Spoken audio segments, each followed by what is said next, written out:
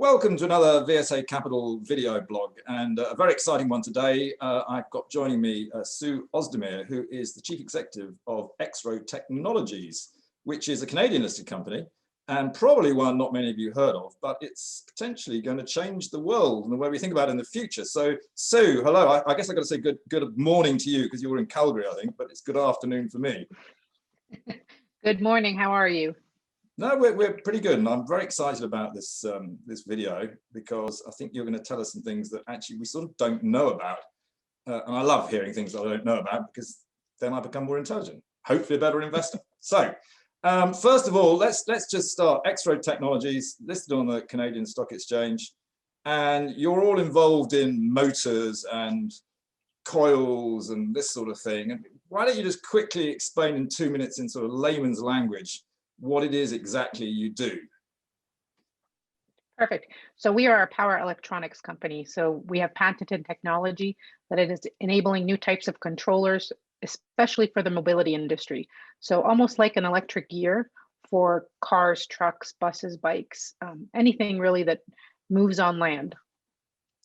Okay, but, if you're, let's take that simple analogy. You're like a bit of a gearbox. So let's take a bicycle. Instead of being a typical EV at the moment is a fixed gear bicycle. I suppose it has doesn't have gears.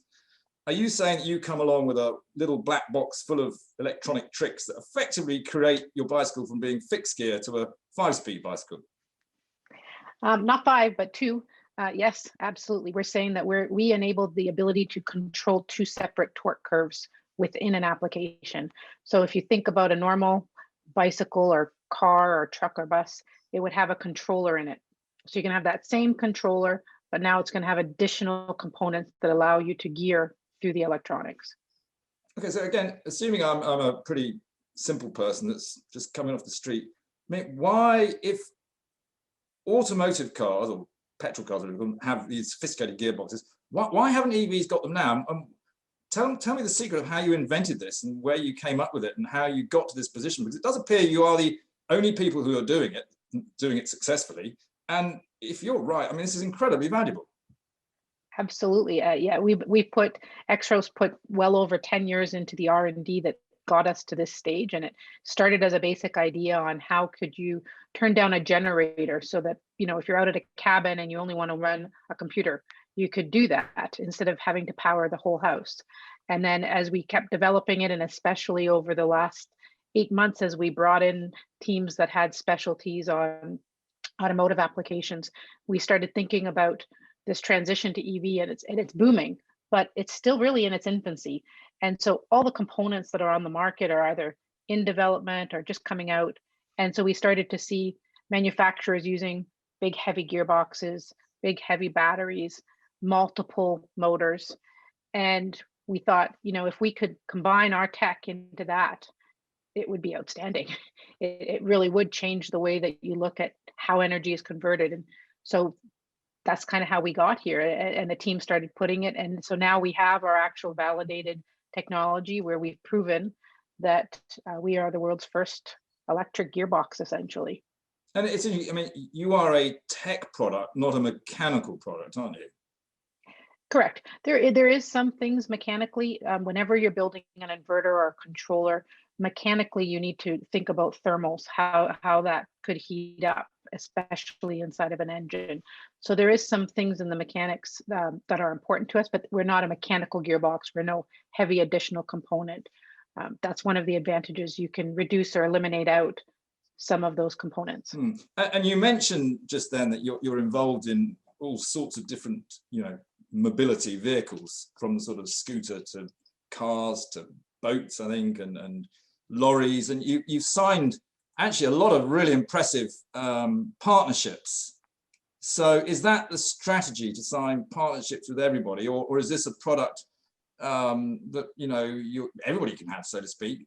How does that strategy work out for you? Yeah, so our strategy, especially over the last year, was to sign development partners, people that got the product on the road so we could get as many applications as we could out there. As we're moving this year into the commercialization and deployment, our goal is still to be in as many applications as we can. Because we technically customize each application to fit into that specific engine, the market is huge for us. if we had a large tier one automotive manufacturer that was going to give us huge volume, you might see some type of exclusivity there. But in general, we can scale, we can go into anything from a scooter to a bus to larger, and we could go into multiple different applications within the same segment. I mean, you mentioned a large number one player. I think you recently brought onto the board the retired vice president from Audi, Terence Johnson. Presumably, one of the moves for that is to do just that, is it? Yeah, absolutely. Terry's very well connected in the automotive industry. He's also just extremely knowledgeable on, commercial strategies and how to position yourself in automotive manufacturing. Plus, he's a great guy. So we're really excited to have Terry join the board. And you have quite a lot, I think, of the sort of General Motors gene pool within your company as well, don't you? I mean, you are, well connected in that space. That would be fair to say, isn't it? Yeah, absolutely fair to space. Absolutely fair to say. We've got people from, I come from General Electric, as do lots of people on my executive team. We've got people from KSR and Infineon. We've got people from Ford Motors and Audi, like you've mentioned, on our board, and Ballard Power. So we feel like we're really well connected to make for a good future. So, okay, so you've got this incredible box, which is clearly is good. Are you now, we've talked about you're working with the manufacturers of the vehicles or the scooters or whatever. Are you also, though, working with some of the clever guys making these new EV engines, and these guys who are putting rare earths into the magnets to make them more powerful and all that sort of thing? And we're actually in the UK talking to quite a few companies, and they're all talking about drive trains and things like this, new words that people have known about for ages, but it's all sort of changing. Presumably you're actually a bit, it's almost like the core bit of all of these bits that go in together to create the energy power for each EV, are you? Yeah, absolutely. I like to say we're like a new brain for the EV industry. We can control all the motors right to the coil pack itself. Doesn't matter if it's a rare earth motor, if it's a traditional permanent magnet motor, if it's an axial flux motor. For the most part, it doesn't matter to us. We do need connection to the leads, but one of the great things about the product is that scalability and the ability to customize for those applications. I mean, I guess perhaps the nearest similarity I could think of was, when ARM came along with their RISC chip, it became, like you said, the brain of the mobile phone, and everybody had to sit around the ARM chip. And you're sort of doing the same in the EV industry, really, aren't you? Except it's a coil driver. Yeah, it's a step change in power electronics. It's a whole new way to look at how the energy is consumed. So, okay, so I mean, things are going pretty well for you as well, aren't they? Last year, I think your share price went up about 400%. This year alone, it's already gone up about 50%. I think you're trading at about $6.40. You've recently raised, I think it was 42 million Canadian dollars. So you've got quite a lot of cash in the bank.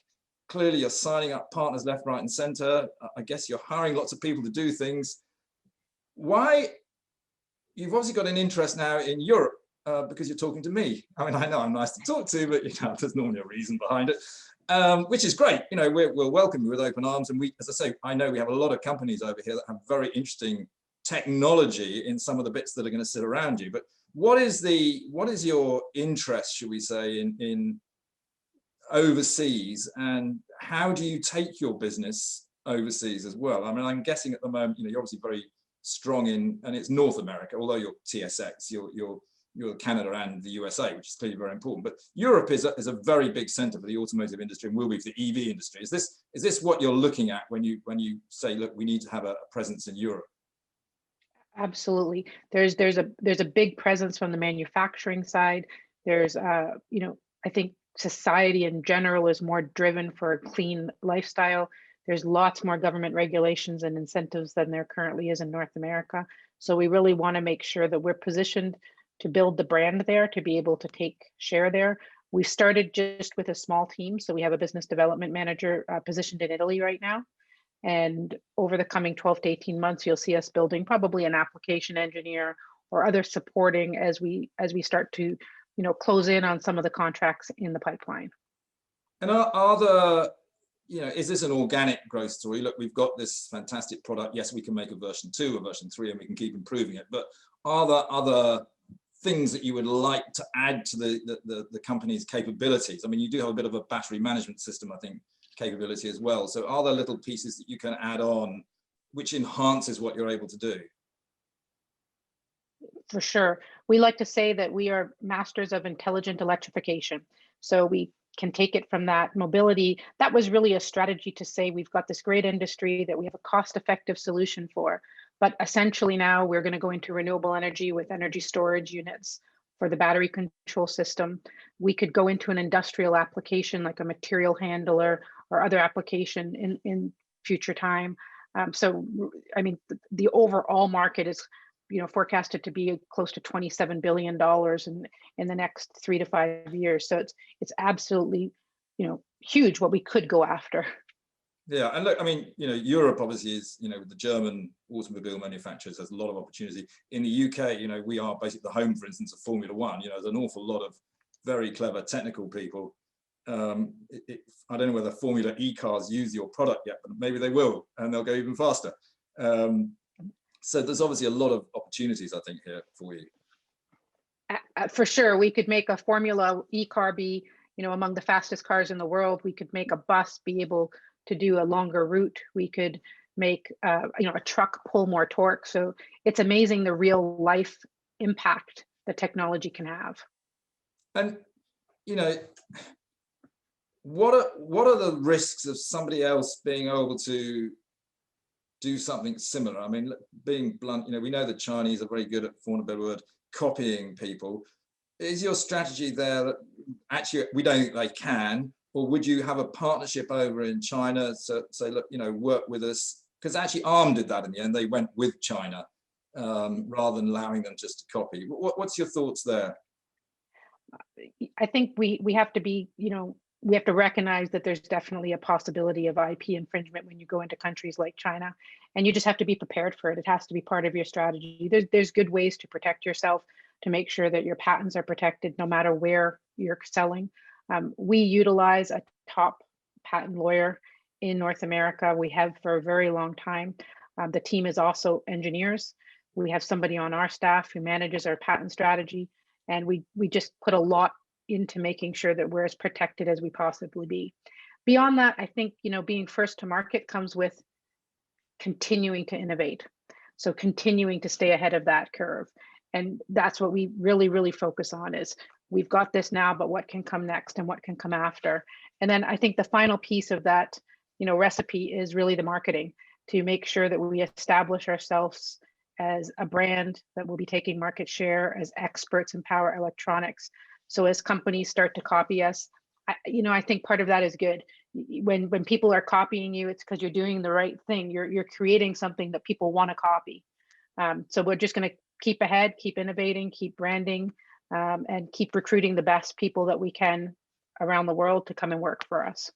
And I mean, that's, again, when you're a very fast growth company, getting the right people is so important. I mean, are you, presumably some of that fundraise you did was to help you recruit really good people? Are you finding you can get a good team, and are the best people coming to you? Absolutely, we are. We put a lot into our organizational design. I think that for me, the people that surround me are the reason why we've had the success that we've had in the market.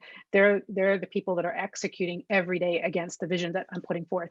And we've had a really, really great time recruiting, and right from our executive team to our engineers. We've got such a great variety of skills that's really adding to the product itself. I mean, look, clearly, I mean, just talking to you, you get a sort of inspirational feel. I can't deny it. It's fantastic. Just tell me a little bit about your background, Sue, because it's a pleasure to talk to someone who clearly is deep into the motor industry, but is also, a female, which is great. Yeah. How did you get here? I mean, what has created this amazing situation? So, my parents owned a motor repair shop growing up. So motors are kind of part of my DNA. My parents taught me to fix a motor when I was pretty young, and told me that if I could fix a motor, I'd have a job for the rest of my life, because everything runs on motors. It doesn't matter if there's a pandemic. It doesn't matter if it's booming or busting. everything's run on motors, and it served me well. I spent some time working for a company out of Brazil for the Canadian operations called WEG, which is a top industrial motor manufacturer. And I started with GE in Western Canada, and I built up the GE business in Western Canada, creating products for cold temperatures and setting up distribution. And that led me to a 9-year career with GE through 5 different promotions and finally up to the CEO of the business unit. So I've always been involved in motors on some side. Exro recruited me in September of 2019. And for me, I took a look and thought, after a career in motors, no matter how you look at it, on some level, a motor is a commodity. There's always something, and we touched on that with rare earth, or always something, and there's fantastic technology there. But the power electronics is fascinating to see what we can control through that box, what you can control inside, how you can manage a battery, how you can manage a motor, how you can change a system is just fascinating. And I'm really, really excited that Exro is kind of changing how everybody looks at that. No, look, I think it's great. I hope you don't do an Elon Musk and start buying Bitcoin. That's the one thing I would say. Please don't do that. It would spoil the whole story. I'm a pretty traditionalist. Otherwise, I joke I'm corporate trained. I'm GE trained, so I'm pretty risk adverse and execution heavy. Well, look, I don't know if there's any other things you'd love to get across to viewers who are listening to this. I mean, do please take the floor if there's anything, final message you'd like to say. I would just say, as you look to the controller and what it can do, even though it's a business to business model and you can't retrofit something, I think everybody should really think about how it changes the transition to electric vehicles, how enabling this technology allows for a lighter, more efficient system in a cost-effective platform. And that will enable the cost of ownership to be better.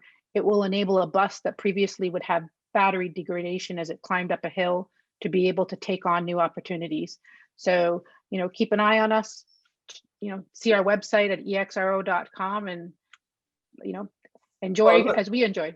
Hopefully soon you'll be allowed to travel and you'll be able to come over to London, because you're very, very welcome. I want to take you around the London institutions and more than that, other people actually, so that they have the opportunity of actually meeting you and actually investing in your company, because I actually genuinely believe that you are going to become an incredibly exciting company, and the growth from here is enormous. I think you're the start of a journey. Yes, your share price has performed well, but that's simply telling everybody what's going to happen in the future. So you'll be very welcome in London as soon as you can get here, but it's still going to be a few more months, I'm afraid. But Sue, thanks for coming and talking.